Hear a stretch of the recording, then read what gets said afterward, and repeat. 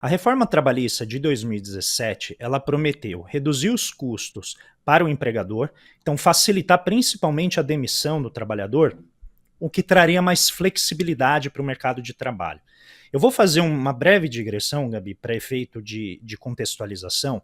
Uhum. Lá em 1964, existia a mesma preocupação em flexibilizar o mercado de trabalho, que é a facilidade de você demitir as pessoas e contratar novos trabalhadores de acordo com, eventualmente, a necessidade de um mercado específico, a necessidade da economia como um todo. Às vezes a economia está crescendo muito, às vezes ela está crescendo mais devagar, e aí você precisa, né, remodelar ali a estrutura da empresa. Tem que ter alguma flexibilidade para você mandar embora o trabalhador ou a trabalhadora, mas sem com isso deixar essa pessoa totalmente, né, no vazio, sem renda, sem nada. Então criaram o Fundo de Garantia por Tempo de Serviço, né, essa discussão de como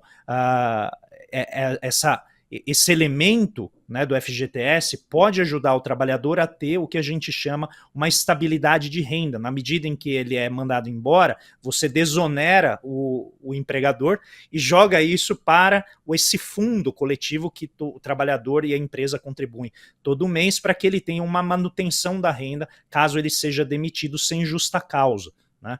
Então, esse instituto ele foi muito importante nesse período, porque a economia estava crescendo muito forte, né? A gente está falando às vésperas do milagre econômico de 1967 a 1973, e o propósito dele era esse.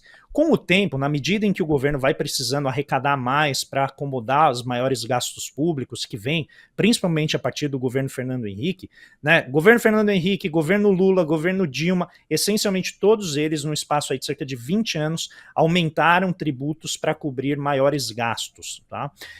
O que a gente vê é que o mercado de trabalho ele ficou mais engessado. Então a gente tem um conflito ali entre a proteção do trabalhador, né, que vem com o emprego formal, e o custo para o empregador. Então, a reforma de 2017 essencialmente elimina o custo para desempregar.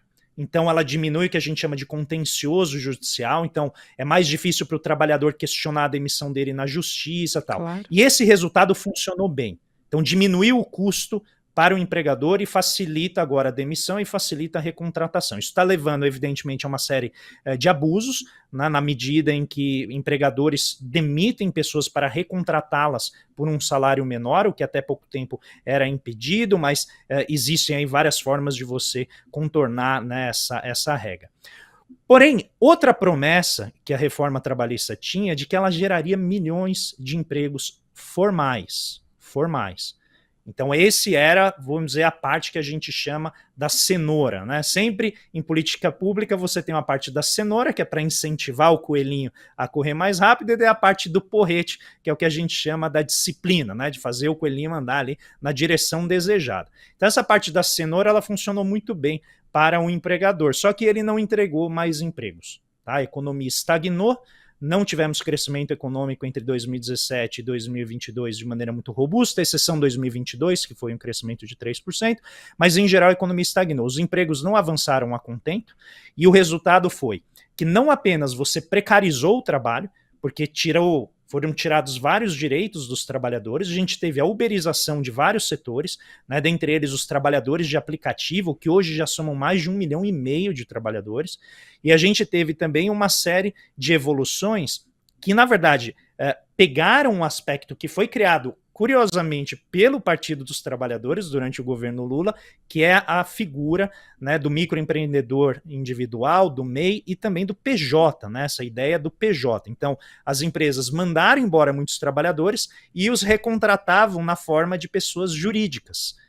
E isso vai gerar um elemento interessante na luta distributiva, que a gente pode explorar mais profundamente, mas que essencialmente precariza o trabalho, porque o trabalhador que antes tinha direitos, agora ele não tem mais nada, né? Antes ele contribuía com a Previdência de acordo com o seu salário e obrigava o empregador também a contribuir com a Previdência Social, e agora ele contribui muito menos. Então, só um exemplo para deixar aqui na cabeça das pessoas: os trabalhadores PJ, né, que são as pessoas jurídicas, eles representam 1% dos trabalhadores, 15% dos trabalhadores que contribuem com a Previdência Social. Só que a contribuição deles equivale a 1% de toda a arrecadação.